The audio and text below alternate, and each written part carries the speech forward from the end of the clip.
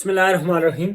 हमारे पास मैथमेटिक्स में financial arithmetic का एक सवाल है। Market price of photocopier machine is ₹72,000।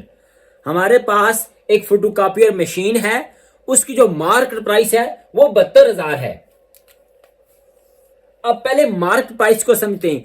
Market price वो वाली प्राइस होती है जो किसी भी चीज के ऊपर, किसी भी आइटम के ऊपर वो लेबल लगा हुआ होता है, जो टैग लगा हुआ होता है, उसको हम मार्क प्राइस कहते हैं। इसको हल कर लेते हैं। मार्क प्राइस है हमारे पास ₹72,000।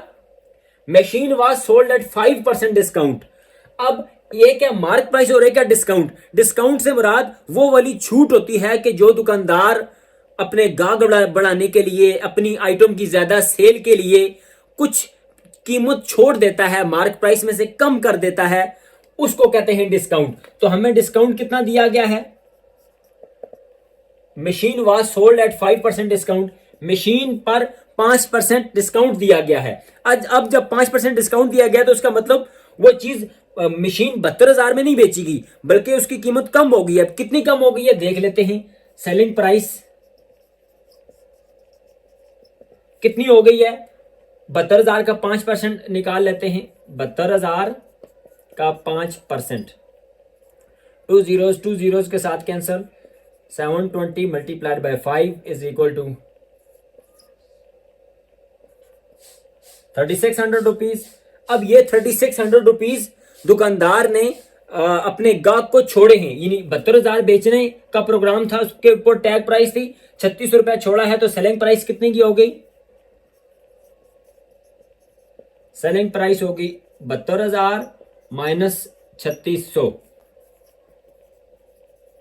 68,400 रुपए में हमने वो चीज, वो फोटोकॉपियर मशीन बेची है। शॉपकीपर ने सेलिंग प्राइस यानी ये वाली फोटोकॉपियर मशीन 68,400 रुपए में बेची।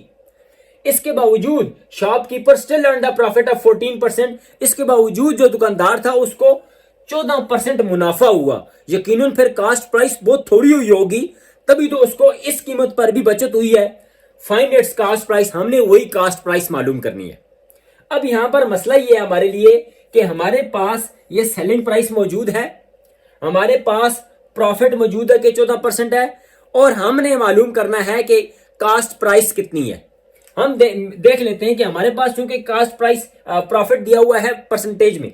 फर्ज करें कि कास्ट प्राइस अगर हो सीपी,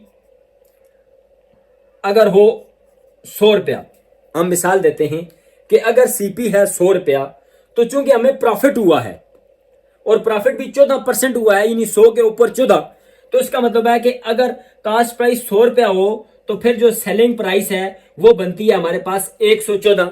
वजह ये है कि ये प्रॉफिट हुआ है। अगर यही लॉस हुआ होता तो फिर एसपी जो है वो बन जाती 86 रुपए बन जाती, क्योंकि लॉस होता है। लेकिन इस केस में कास्ट प्राइस फर्ज करें अगर है 100 रुपया, तो सेलिंग प्राइस 114 बनती है। वजह यह है कि 14% मुनाफा हुआ है। इसी फार्मूले को हम इसके ऊपर भी लगाते हैं। अब हमारे पास एसपी दी हुई है 68,400 रुपए, हमने कास्ट प्राइस मालूम करनी है। यहां पर हम प्रोपोर्शन का फार्मूला लगा लेते हैं। हमने कहा कि अगर कास्ट प्राइस है 100 रुपए तो सेलिंग प्राइस होती है 114 रुपए। वजह यह है कि 14% मुनाफा हुआ है। हमारे पास एसपी यानी सेल प्राइस है 68,400, हमने इस के मुकाबले में कास्ट प्राइस मालूम करनी है। प्रोपोर्शन के जरिए हल कर लेते हैं इसको, यानी CP proportion SP SP. Cost price अगर हो हमारे पास 100 रुपया तो सेलिंग प्राइस होती है 114 रुपए।